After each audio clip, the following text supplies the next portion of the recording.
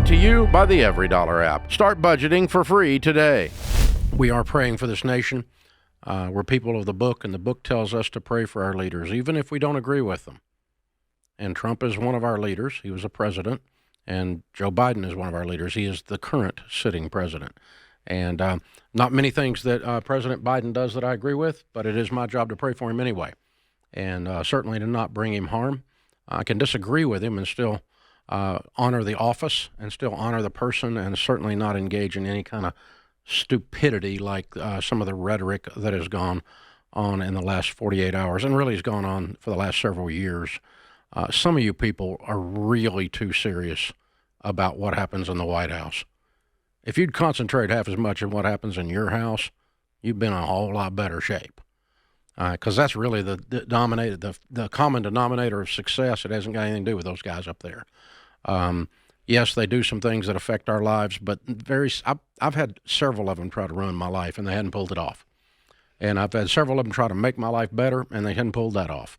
And so I'm old, and I've seen them. I've seen presidents that were going to be the end of democracy, and they weren't. And I've seen presidents that were going to be the second coming of Jesus, and they were not even close. So, I mean, seriously, people, I think the problem is that the level of anger has to do with the expectations of what the office can provide. And so treat these people like people. They have families. They have children. They have friends. I've got friends that are congressmen, friends that are senators, and the stuff that they have to put up with, the stuff that is mailed to this office at me into Ramsey Solutions, because some of you are just out of control, and you should not spend your money on Financial Peace University. You should spend it on counseling because you need it. You know, it's that kind of stuff. It's going on out there, Rachel. Oh, yeah. I mean, for sure. And I think it's just a level of the anger comes from a level of fear, scared of where the country's going to go on either side of the spectrum. But I think that's the sobering idea, is going back to, okay, what's going on with my family in my home from the money perspective? When my paycheck hits my checking account, what am I going to do with it? Right. So there's a level of control that we can have in our lives. There are, you can go to the polls, right? You can go and vote in November, and that's a choice and a level of control you have. And then it's up to fate at that point of what occurs. But I think you're right. But I mean, we Ramseys and people that work at Ramsey are all very passionate people. We have loud, arguing, fun discussions about things, but we don't wish death on people. Oh gosh, no, no. I mean, I'll argue. It's really with sad. Yeah. The president of Visa. I mean, no, it's just the president of Visa. It's just a credit card. It's okay. Right. Don't go in credit card debt. It's stupid. And if you're a payday lender, you shouldn't be doing that. It just takes humanity out of a system. But I'm not gonna suggest that the guy be taken out. I mean, that's just nuts. No. So it's really sad. It was a sad. Here's the thing: if you will concentrate on fighting ideas, that is a valid quest, to argue about ideas. When you have to vilify or destroy a person because you disagree with their idea, you've already lost the argument, because you've lost the high ground. You've lost the ability to argue your idea, because you can't stay on top of your idea loses ground, so you have to attack the person. Mm-hmm. And when you can't back up your philosophy, when you can't back up your belief, and have an argument about that, have a strenuous argument.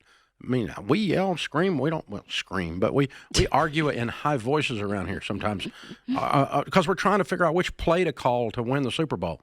We're trying to figure out which product to put out there to help you folks next, and we struggle with that, and passionately. But if your idea is so weak that you have to attack the person because your idea won't hold its own water, that's when you've already lost. And so then you've only got a bunch of people that drop to the lowest common denominator, are the only people that'll follow a person whose idea has lost, but they're passionate about it. Mm-hmm. It's just, you've got to be able to argue on the points of merit. And that's basic debate. That's basic common sense. It's basic wisdom. And it's sad. It's a sad comment about what's going on in our country, and how someone cannot look at the ideas represented, the principles represented by different campaigns, And for that matter, the quality of the person that's going to implement those ideas. Can you stand with that or not? And that's, and if you think that, then go there. I mean, we've had arguments about that ever since there's been a president. Is the quality of the person good enough? And there's always been someone that said, I mean, the stuff that was written about Abraham Lincoln, unbelievable. The stuff that was written about JFK, unbelievable. And by the way, you ought to look at JFK's policies and ideas.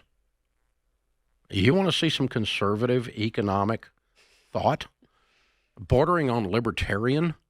Go read what JFK believed about economics and was putting in place. It's very interesting for a Democrat.